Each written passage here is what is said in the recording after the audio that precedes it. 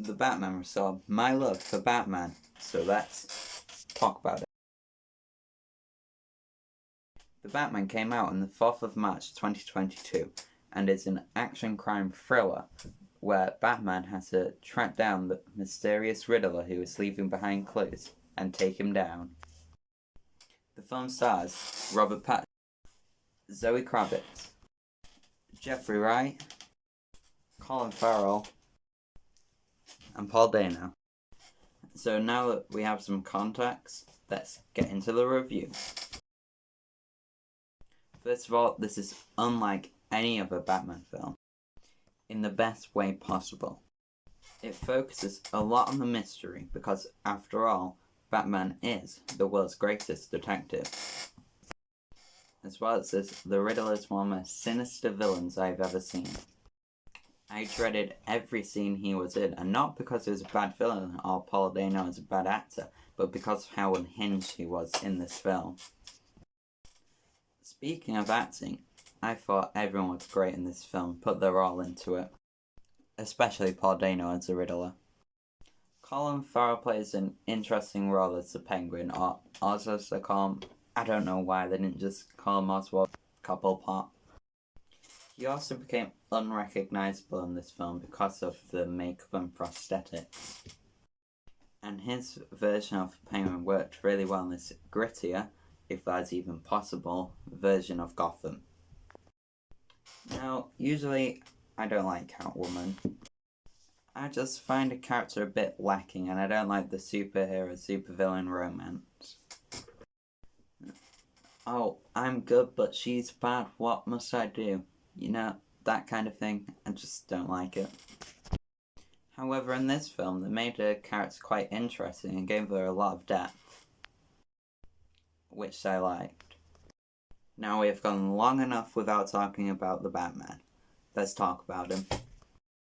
Robert Pattison did an excellent job as Batman, even just to the way that he walked with heavy footsteps, giving a really big presence in every scene that he was in. That being said, he didn't differentiate his Batman from Bruce Wayne. That did worry me in the trailers, because I really liked that, especially in Batman the Animated Series. They did it really well, showing that they're two different characters. But it's probably not very fair comparing stuff to Batman the Animated Series. This is the first film of the trilogy though, so hopefully we'll get some more development as Bruce Wayne. I also hope we'll get to see more of Bruce Wayne's and Alfred Pennyworth's dynamic, because it's really different to any of the films and most of the comics. I also like how Batman wasn't invincible in this film, and he did get shot and hit, but there is one scene where he definitely should have gotten scarred, but he didn't. If you've seen the film, you know what scene I'm on about.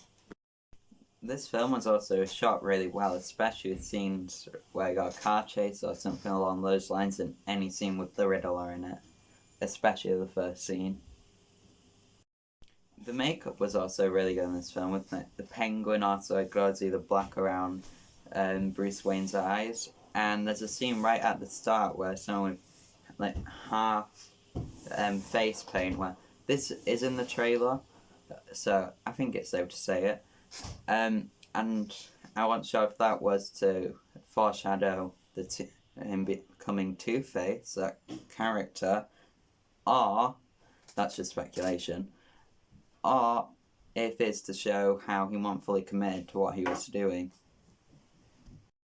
Unfortunately, we've got to move on to the negatives. I don't really have any negatives for this film, other than just some nitpicky stuff, like how I would like to see more characterization with Bruce Wayne, but hopefully we'll get more of that over the course of the trilogy. I would also like to see more Alfred in it, because I love Andy Serkis's version of him, and it's really interesting for me personally. The film is 2 hours and 55 minutes long, which is unfortunate because it makes it less rewatchable, but it also allows you to get more immersed in Matt Reeves' world. It is also a 15, which is a good thing because it means Matt Reeves can tell a story that wants to tell without worrying, how do I make this a 12? But it also means a lot of people won't be able to see it in cinemas because how it's a 15 and not a 12.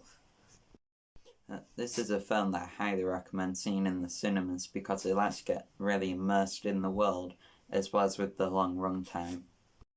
Let's move on to the conclusion.